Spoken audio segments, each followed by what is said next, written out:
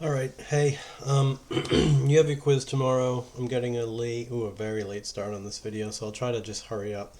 I don't think anybody, at least not many people, had many questions about just like plotting points, so I'll just give you the super basics again. But now that we're in polar mode, this is not a point xy, this is now a point r theta. And I kind of imagine theta happening first. Theta is an angle. It's pointing you in a direction. So imagine 150 degrees just sort of tells you go this way. And then the radius tells you how far to go. So the point that we're talking about here is the point that's 5 units away from the origin. 1, 2, 3, 4, 5. And it's in the direction of 150 degrees. So it's kind of just like a vector, where basically the magnitude of the vector is 5, and we've rotated around 150 degrees. And then the terminal point of the vector is the point in the plane that we're defining. So really you wouldn't see any of this. If I said plot the point, why didn't that work? It doesn't work for some reason. Um, if I said plot the point, you would just show me a dot. That dot would be at 5, rotated around to 150. Just show me the dot, point A. There it is. Okay. Um, if we were going to plot point B, it's 3 pi over 3. So you'd go out to 3, you'd rotate to pi over 3. You get that dot right there. That's point B. A negative radius means that you actually go in sort of the opposite direction. So if pi over 4 is telling me to project this way along that vector, the -4 will plot in the exact opposite direction. We'll go 1, 2, 3, 4. And our point for point C will land there in quadrant 3, even though technically pi over 4 would project us into quadrant 1. You go the opposite way. And then finally, for point D, same deal. -110, you would rotate around -110, which would be, what, 20 degrees past 90. So that's 15 degrees. So we would want to be like here-ish between these two lines. But -2 again would project us the opposite way. So it would be like here onto, we get that point there-ish. Not perfectly exact, but you get the idea. But that's it. That's how you plot points. And then the other thing you need to know about points is that points don't have to be unique. A single location in the plane can be expressed by more than one set of polar coordinates. So here they're giving you this point, the point 3 comma pi over 6, and they're asking you to give a different ordered pair. They're saying go ahead and let r stay positive. So if it's positive, it's got to stay 3. But they're saying actually use a different angle that's somewhere between 2 pi and, that should be pi, 4 pi. So that means if our angle is pi over 6 or 30 degrees, then to be bigger than 2 pi, we'd have to come all the way around and then continue around a little more. So basically, just use an angle that's coterminal with pi over 6. Just add 2 pi to it, and that's 12 pi over 6 plus an extra pi over 6 would be 13 pi over 6. And then you would know that these coordinates map us onto the exact same location, even though it's a different ordered pair. Next, they want us to use a negative radius. So it still has to be the number 3. It's not like it could suddenly be 5 or something. So it's just going to be -3. And we want to project in the opposite direction. So again, if pi over 6 is like a 30-degree angle here, then I want to be using this angle here, which is sort of 30 degrees more. So it would be what, 180 plus, so it would be 210. But they want us to use a negative angle. So we actually have to approach it the other way. And it would be more like -150. But we're supposed to be sticking in radian mode. So what is that? 6 pi over 6, take away 1 pi over 6? It would be -5 pi over 6. And I know that that angle is shooting off into quadrant 3, but my negative radius will shoot me off into quadrant 1, and I'll land right where I'm supposed to land. So these are the correct coordinates for that second set of information. And finally here they want a positive radius again, so I'll use +3. And then they want an angle that is, they just want a negative angle again. So if you actually want pi over 6, but you want a negative angle, then you'd have to rotate pretty much all the way around. And you would do 2 pi minus the 1 pi over 6. That's going to give us negative 11 pi over 6. And so here's 3 different ordered pairs that all actually map onto the exact same point in the plane. They all put us on this same point in quadrant 1, even though we're using different radii in a couple places and we're using different angles in all 3 places. That's it. So here they were kind of just developing the ideas for converting a polar point into rectangular form. And let's just use that same point we just had, the point 3 comma pi over 6. If this is a pi over 6 radian angle, aka 30 degrees, and if I'm out a distance of 3, then what are the coordinates? Well, wouldn't the x-coordinate be this horizontal displacement? Wouldn't the y-coordinate be this vertical displacement? And I said just a minute ago that we can think of these points as being almost like vectors. So we know there's this magnitude of 3. We make this angle of 30. So thinking back to vectors, wouldn't this horizontal component just be 3 times the cosine of 30? It's the exact same idea. So here, r is our radius, but r is a hell of a lot like the magnitude of the vector. So we're getting our x-coordinate in the same way that we got the horizontal component of a vector. We'll get the vertical component or the y-coordinate the same way. We'll just do the magnitude or the radius times the sine of the angle. And that sort of explains, it says, hey, can you show y? Well, trigonometry shows that x would be r cosine theta and y would be r sine theta. And that's how you can convert an ordered pair from r theta form, which is polar, into xy, which is rectangular form. All right, so here they want us just to actually do those conversions. So for 6 to 40, we could use just the formula just kind of blindly and know that it's going to be 6 times the cosine of 240. The y-coordinate is going to be 6 times the sine of 240. And then what are those values? Well, where's 240? Isn't that 60 degrees past 180? So it's here in this quadrant. So that's what? Negative a half. Negative root 3 over 2. So the cosine's negative a half. So my x-coordinate is 6 times negative a half, which is giving me an x-coordinate of negative 3. This is negative root 3 over 2. So 6 times negative root 3 over 2 is 6 root 3 over 2, which is 3 root 3. Now maybe a faster way to get there, if you sort of understand all this, is, well, this is 60 degrees and the radius was 6. So can I just treat this like a 30, 60, 90? Don't we know that the short leg is half the hypotenuse? So this is automatically 3. The long leg is the short leg times root 3, so that's 3 root 3. And then I'm left and I'm down, so they're both negative. But technically you could treat this as a geometry problem and come up with these numbers even faster.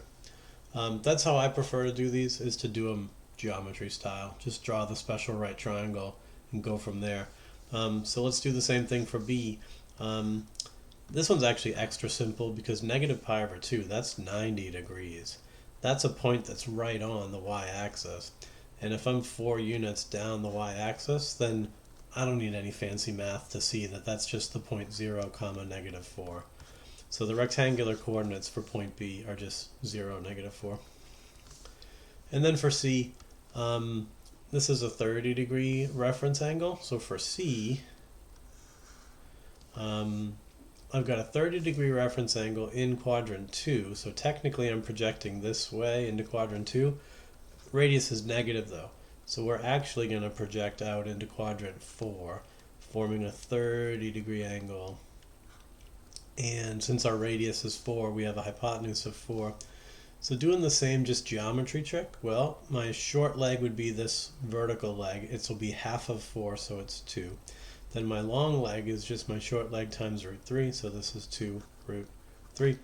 So I can see that the rectangular coordinates for this polar point would be positive 2 root 3 and then negative 2. And that's it. All right, and then here they're showing us how to go from rectangular to polar. So for this problem, they're saying, hey, imagine some point in rectangular form. If I knew that I had gone right x, and if I knew I had gone up by y, then what would be my polar coordinates? Well, to figure out your polar coordinates, you would need to know this radius, and you'd need to know this angle, theta. But again, I just fall back on vectors. If r is like the magnitude of the vector, well, the magnitude of the vector has always been the square root of the x component squared plus the y component squared. That's essentially exactly what I'm seeing right here. I mean, I know it says r squared, but imagine if it wasn't r squared and we were taking the square root. It's the exact same formula. And then to find the direction of a vector, what did we do? Didn't we find some angle phi that was the inverse tangent of our y component over our x component, and we took the absolute value of this so that we were always getting a reference angle, and then we mapped it into the right quadrant. In quadrant 1, theta would equal phi, but in quadrant 2, this would be phi, so my actual angle was 180 minus phi. You guys remember all that, so I'm going to just keep moving. But there it is. It's the same rules. It's the same. So moving on. Here it says convert these points, so okay, I guess I will. To find the radius, I would say my radius is equal to the square root of the 2 plus the negative 2 squared. So that's a 4 plus a 4. So that's an 8, but 8 is a 4 times 2, and that's a root 4 times a root 2. That's a normal 2 times a root 2. So my radius is 2 root 2. And if I do the inverse tangent of negative 2 over 2, then that's the inverse tangent of a negative 1, which I know is a 45-degree reference angle. But again, it's 2, negative 2, so I'm in quadrant 3, I'm in quadrant 4, sorry. So as a positive angle, that would be 315 degrees. So this point here, as a polar point, would have a radius of 2 root 2 on an angle of 315 degrees. But again, I don't prefer to do any of these problems by using these formulas. I prefer to do them by just drawing it out and doing geometry. So if I'm right 2, down 2, then that's a 45, 45, 90 right triangle. If my legs are 2 and 2, then I know this angle is 45. I don't need inverse tangent to tell me that that angle is 45. And I certainly don't need a Pythagorean theorem to tell me that my hypotenuse is just my leg multiplied by root 2. And I'm like instantly done here. I know that my radius is 2 root 2, and I can see that my angle is, now I said 315, but we could also say negative 45. And you're done, just by drawing a picture and using special right triangles. Can I do the orange one the same way? Of course I can. I'm going left 1, and I'm going down by root 3.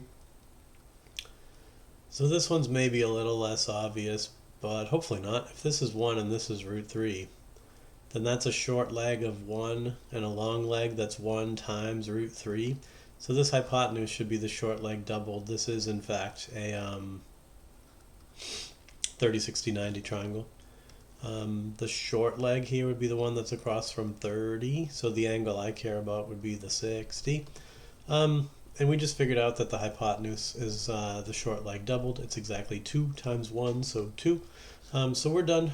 This coordinate would be a radius of 2 on an angle of, let's do it in radians just to be fun. Pi plus pi over 3, so 4 pi over 3. And that's it. And then the green one is an extra special piece of cake. It's just on the y-axis again. So if I'm just straight up by 3, then that's clearly a radius of 3 on a 90-degree angle. So in polar form, that's 3 comma pi over 2. And that's it. Okay, I'm not doing any of this homework because I don't care. And then we get to the conversions. These are the parts where I think people are probably going to struggle more. I'm not going to go through any of this. This makes me think I probably shouldn't have done any of the practice problems, and I should have just done these homework problems for you, but I didn't, so too bad, sorry. But I won't do any of these either. I'm not going to do this smaller batch of homework. The answers are up on Canvas. This is page 9. Just click on the page 9 homework and you'll get that. I'm going to do problems from the bigger batch of problems. So here's converting the other way. This is page 12. This homework is up too. But these bigger batches, I'm going to talk about some of these problems. And this answer key is up as well. There's a document called Polar to Rectangular. Click on that, you'll get all the answers. There's another one called Rectangular to Polar. Click on that, you'll get all the answers. But I'm going to pull practice problems from here, assuming that these are the ones you guys haven't already done. So looking at number 1, it says r equals 4 sine theta. So for the love of God, if you want to be successful on tomorrow's quiz at all, then bring with you in your brain a knowledge of these 4 identities from the mint green box. Copy, paste. These are the key to everything, honestly. So looking here, we can see that if we had r squared, we could use this identity. We can see that if we had an extra factor of r and had an r sine theta, we could use this identity to get y. So I think this is one of the most straightforward conversions. The only scary thing here is if somebody gets stuck on squaring both sides, then they're never going to be able to deal with this theta because you'll never get that factor of r. You're not squaring. We said you're multiplying both sides by r. Now r times r makes r squared. So you can get to r squared without squaring. You want to multiply by r instead, because that gives you r squared on the left, and it gives you 4 times r sine theta on the right. That means the left hand side I can directly substitute in an x squared plus a y squared. And it means that on the right hand side I can directly substitute in for r sine theta of y. So I get 4y. So here I am in rectangular form now, but I see a quadratic y term and I see a linear y term. And whenever I see that, I know I have to complete the square. So I want to subtract this 4y term to the other side. Now the x squared term I'm not worried about. He's just kind of a loner, he's good to go. But if I have a y squared and a y, then I know that I need some kind of constant third term here to make a quadratic trinomial that in the next step I'll be able to factor down to a perfect square. Okay, so what happened? When I subtracted this over to the left, that left 0 over here. There's just nothing. And this process of completing the square, you always want to add on half of this coefficient squared. So that's -2 squared. So I'm adding on 4. But if I add 4 left, then I have to add 4 to the right. And so where am I now? I now have a factorable quadratic. When I factor this, it'll be y minus 2 squared. And it'll equal 4. And you're done now. Hopefully what you see when you look at this is an x minus h squared plus a y minus k squared. That equals an r squared. So this green equation right here is a circle. It's a circle whose radius is, whose center is 0, 2. It's a circle centered at 0, 2 whose radius is the square root of 4, so 2. So not only do you now have your equation, but you can identify that the shape of the graph would be a circle. It would have this center, it would have this radius. And so if push came to shove, and you had to actually graph this thing, you could probably do it because you'd know that your center is up here at 0, 2. Then your radius is 2, so that puts a point up here at 4. It puts a point down here at 0 at the origin. It puts a point to the left by 2, and it puts a point to the right by 2. And you get this circle. So there, for number 1, you should be able to convert, you should be able to identify it, you should even be able to sketch the graph, although I don't think I'm asking you to sketch the graph. I don't even think I'm asking you to talk about the graph. I'm only just asking you to do the conversion and get your answer in the right form. Okay? But that's number one. Let's do another.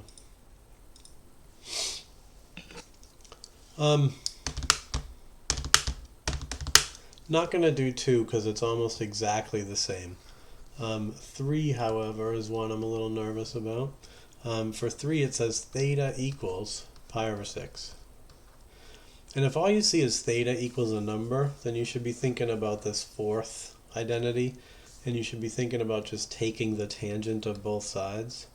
Because as soon as you take the tangent of both sides, now you have tan theta, and that allows you to substitute in a y and an x, which is your goal. If you're trying to get into rectangular form, then you're trying to somehow incorporate an x and a y into your equation while simultaneously getting rid of an r and a theta. So we did it. We have a y and an x now. And the tangent of pi over 6 is just something evaluatable. Pi over 6 is what, 30 degrees? So the tangent of this, something I don't think I ever got around to mentioning to period 3, is that the tangent of a line is literally the slope of that line. So between a 30-degree angle and a 60-degree angle, it should be quite clear that 60 degrees has a very steep slope compared to 30 degrees not very steep slope. So of these two tangents, this guy's tangent would be root 3. That's a big number. Versus root 3 over 3. That's a smaller number. So 30 degrees, the tangent of 30 is root 3 over 3 because it has the shallower slope. Versus the tangent of 30 degrees is root 3 because that has the steeper slope. If you think about the slope as being tangent, then you'll probably be able to keep straight which one is root 3 and which one is 3 root 3 for the rest of your life. And this one's 3 root 3. Anyway, this is now just a line. It's y to the 1 and it's x to the 1. That's a linear equation. So we should multiply both sides by x and express it as y equals root 3 over 3x. And we'll write it like that because that essentially mimics the y equals mx plus b form of a line. If you wanted to take the x and put it up into the numerator and sort of say it's x root 3 over 3, I couldn't fault you for that. That's sort of the cleaner expression. But if you want it to look like the equation of a line, it should probably just be root 3 over 3 as a coefficient on x. Anyway, I'll shut up and I'll move on. I'm not sure how best to do this. I think I actually want to hop back and forth.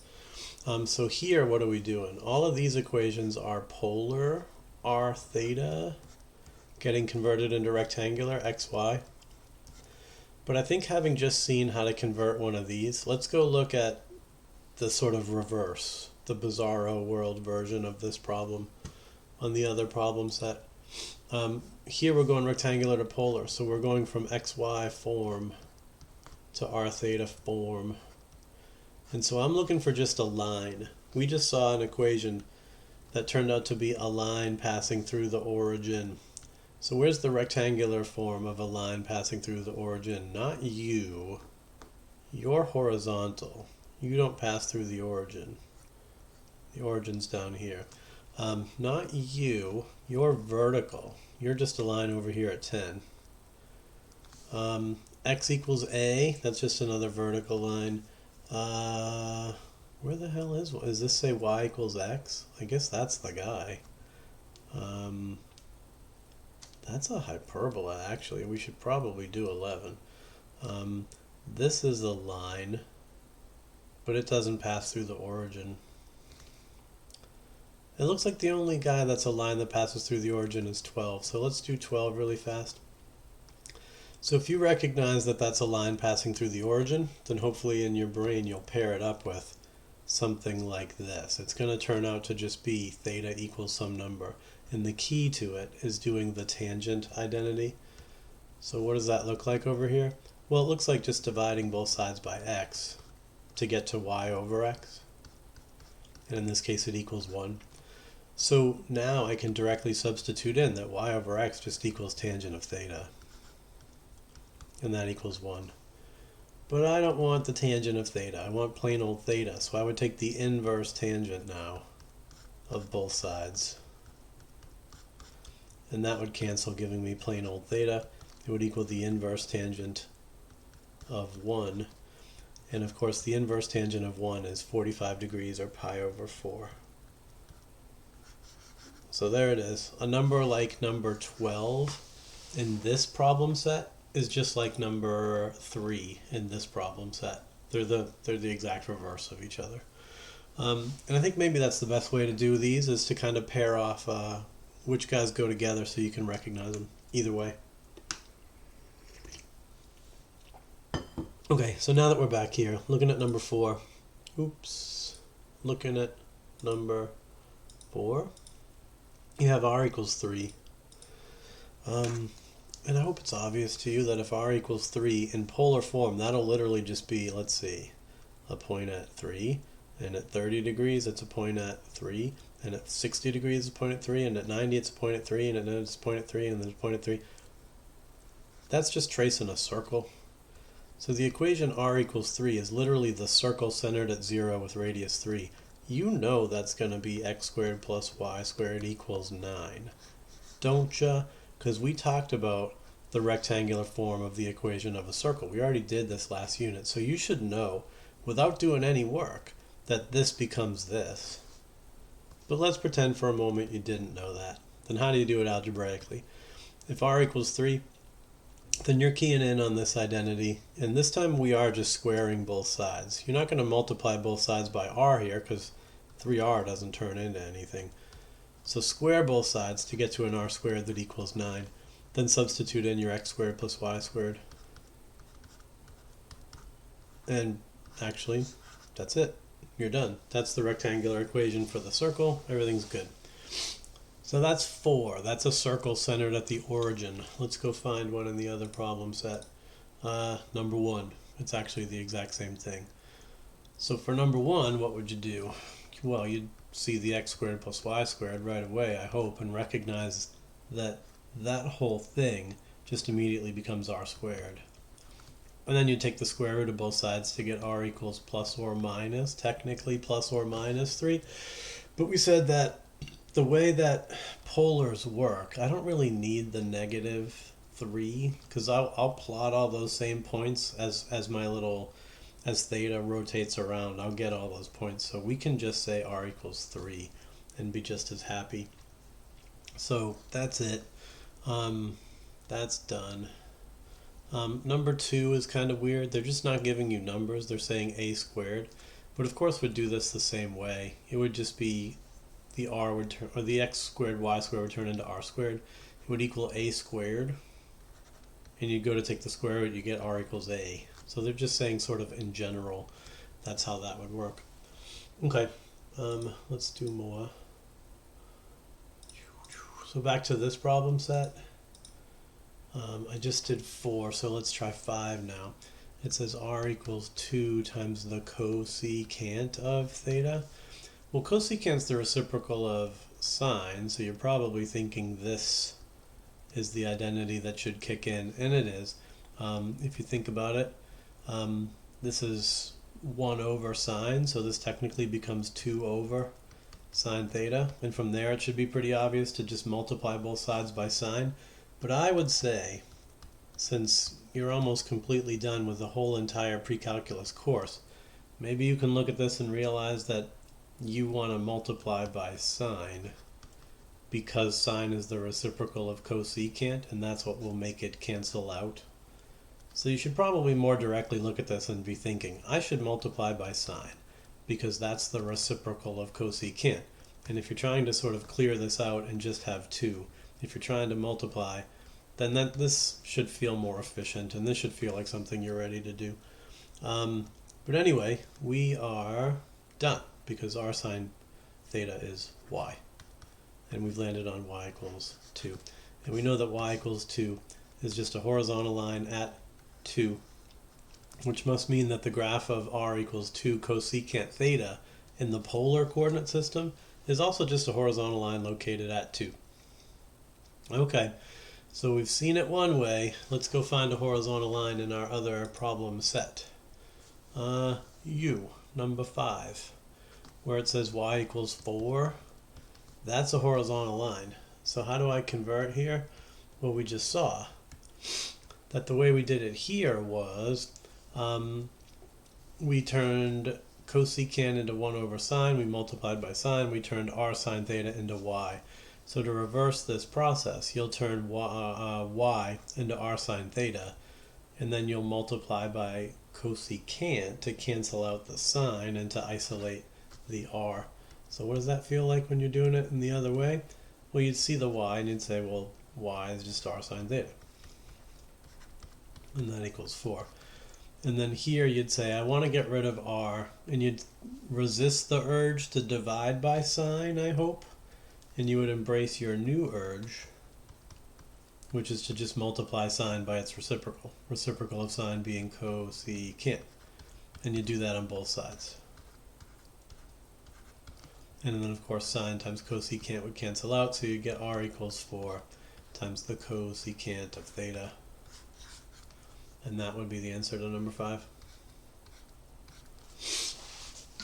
And that's that.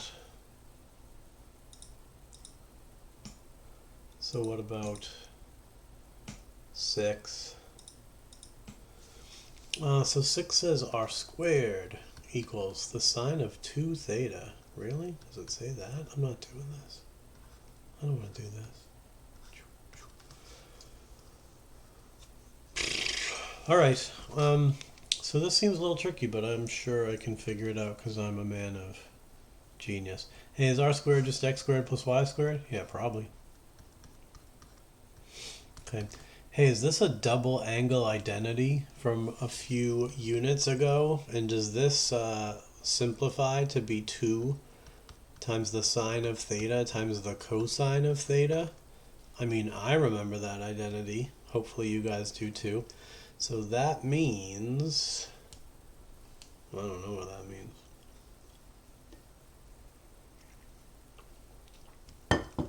This is screwy.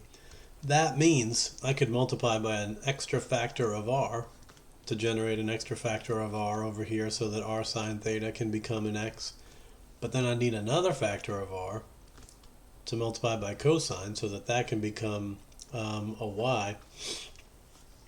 And then that would be an r squared. So that gives me an x squared plus y squared. To go with the other x squared plus y squared I already had. Just so that I could end up with 2y times x. I'm not in love with this. Where's this going? What would you do from here? Would you actually expand this crap out? I would, so here I go. This would be an x to the 4th, and then an x squared y squared and a second x squared y squared, so plus 2 x squared y squareds plus a y to the 4th. And that would equal a 2xy. What the hell do you do with this? I don't know. I don't know what you do from here. Okay, so I just checked the answer key just to see, and the good news is they kind of just bailed at the same point that I'm bailing. They're just giving an equation that is essentially the x squared plus y squared squared, because there's 2 of them. Can you guys see what I'm writing still? Kind of. So they're just leaving it as squared. They're just leaving it as equal to a 2xy, and they're not even bothering to try to clean up from here, which I think is fine, because this is not a conic that I recognize. It's not a circle or an ellipse or a parabola or a hyperbola or any of that good stuff. So I think it's fine just to say we are in rectangular form, so come at me, bro. I'm not simplifying it any further. That's the deal with that one. I'm not going to go nuts about it. If there's something like that on the quiz, then you could just ask me, I guess. You could just raise your hand and say, hey, have I put this in the form that you want it to be in? And I'll either say to you, no, there is something more that you should recognize and you should be able to go further. Or I'll level with you and say, yeah, that form is fine. I don't expect you to go any further. Hopefully that makes sense and is a good enough answer. All right. So is there an analogous problem over here in the other problem set? No, not really. Well, yeah, 13, I guess. 13's looking kind of like a hot mess of a problem. It's probably not bad though. Let's try 13, I guess, just while we're exploring weird ones.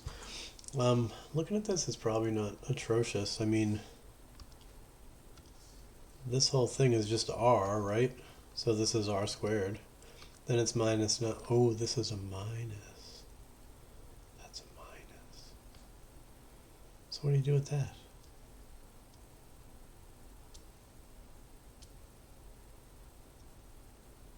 Well, now I don't like this anymore at all.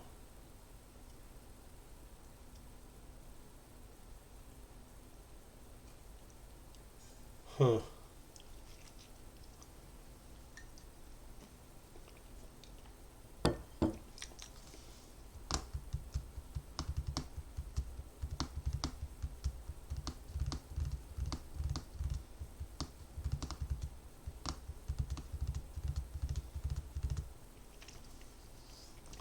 All right. I'm going to regret doing anything with this, I'm sure, but all right. What would this be?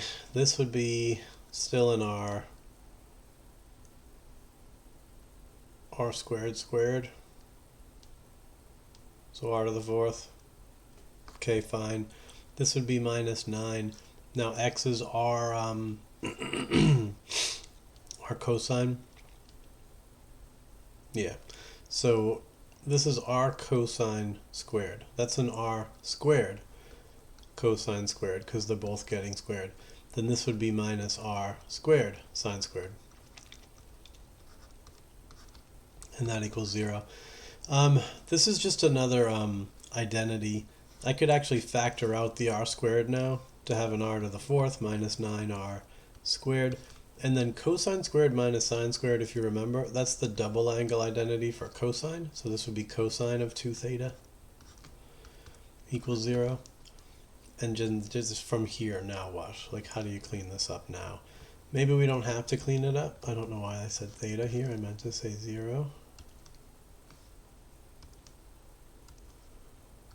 But maybe we just boot this to the other side now. We get r to the fourth equals positive 9r squared cosine of 2 theta. And then we could divide by r squared to bring this down to 2. To just have an r squared equals 9 times the cosine of 2 theta. And then I guess we could take the square root from here and maybe give a final answer of r equals 3 root cosine of 2 theta. And I guess that's the best we could ever do. This question is beyond anything that would be on a quiz. But just because I'm curious, let's go see what old Churchill McGee. Alright, so yeah, the Churchill people say what I said. They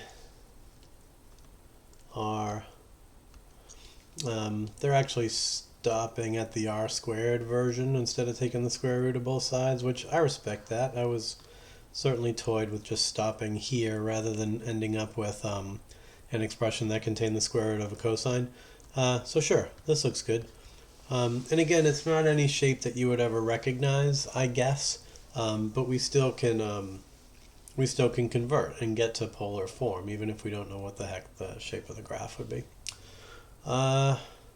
I'm pretty close to wanting to just be done and to post this video. So I wonder if you have any other questions. I hope you don't. I think I've covered most of the big important ones. What else is big and important that I didn't talk about? I guess something like 10. I mean, something like 10 you could expect to see on the quiz for sure. And something like 10 just involves what? Like completing the square a couple of times or something. Let's do 10. So for 10, you're just going to substitute in. It's actually pretty straightforward. X is r cosine, so you're going to literally just plug in r cosine theta for the x. Then for the y, you'll have 7 times r sine theta. Then you've got this minus 2, and the whole thing equals 0. So how do we solve here? To solve here, you would boot the 2 back to the other side. So this whole thing would equal 2 when you add 2 to both sides. Then you've got a common factor of r, so you'd factor that out to just have r times the whole quantity, 4 cosine theta plus 7 sine theta. And that whole mess would equal 2. So then from here, just to isolate r, you would divide on both sides by this whole binomial expression, 4 cosine theta plus 7 sine theta. And you'll divide by that whole thing on both sides.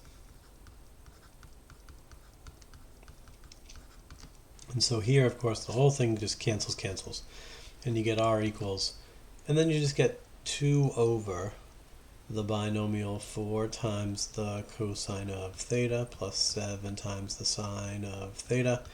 And you can't simplify this in any way. You can't like bring this up and make it secant and bring this up and make it cosecant, because this is 2 separate terms. If these were factors, you could bring one up and maybe try to make it secant instead.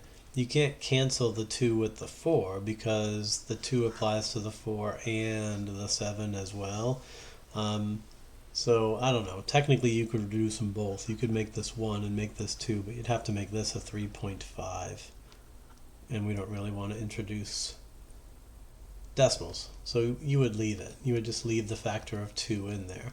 And that's it. This is your answer. You'd get the fraction 2 in the numerator and all this crap in the denominator, and this is it. And I would absolutely expect to maybe see one like this. This I actually consider to be pretty straightforward. Okay, so that's 10, and if we go back to the other problem set, then what's that? That's kind of analogous to number 9 right here. Should we take and do number 9 and let 9 be our last one? Who should be our last one?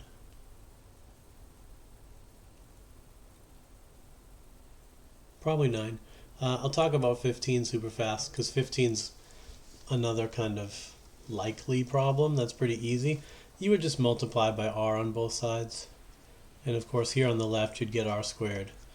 And here on the right the r would distribute in, and you'd get your 2r cosine, which can turn into an x. You'd get your plus 3r sine, which can turn into a y. So you've got your r squared, which makes an x squared plus y squared.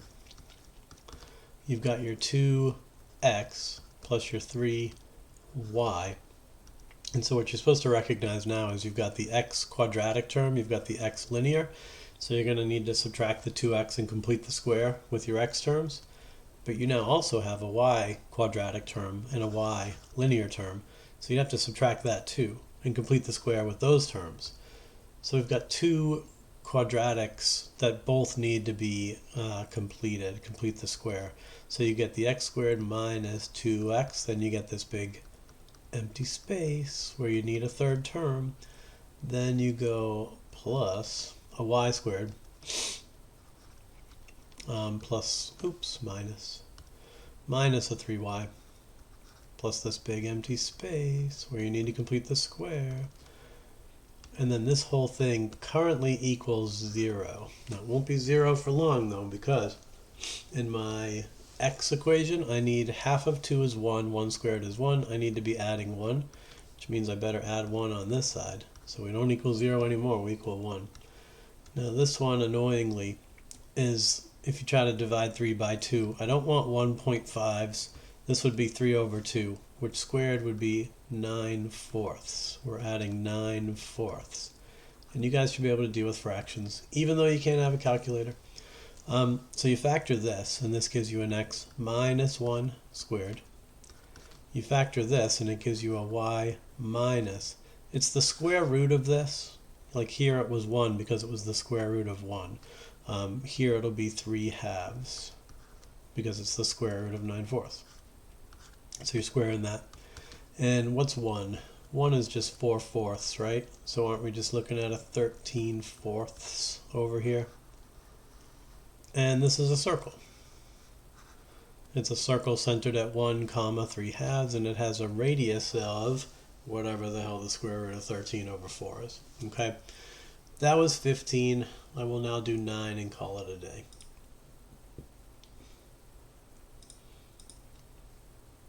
Okay, 9. So the trick for 9 is just essentially cross multiply, or multiply through by this denominator. But if you just chuck this over 1 and imagine cross multiplying, then 6 times 1 is 6. And here the r distributes onto this, so you get 2r minus 3r sine theta. Actually, I'm not sure what to do now. The fact that that r distributed, that's messing with my brain a little bit. What do I do with 2r? I don't know. Let's forge ahead. So if this was a 6, and it would equal 2r minus 3y, what do I do with this? I guess I kick this to the other side now to get a 6 plus 3y equals 2r. And now I could square both sides, just leaving this binomial squared. I wouldn't expand it out or anything, just leave it squared. And then square this. Now I can do an r squared and turn it into x squared plus y squared. So I've got the quantity 6 plus 3y squared, which I don't think I want to expand. And then I have 4 r squared. I'm going to cheat and do my substitution now. I get the 4, and then the r squared turns into an x squared plus y squared. So again, we're technically done. Like we are officially in rectangular form.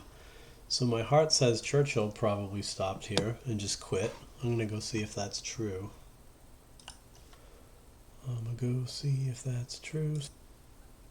Yeah, those big cowards they just quit at this point. Which I guess means we could quit here too.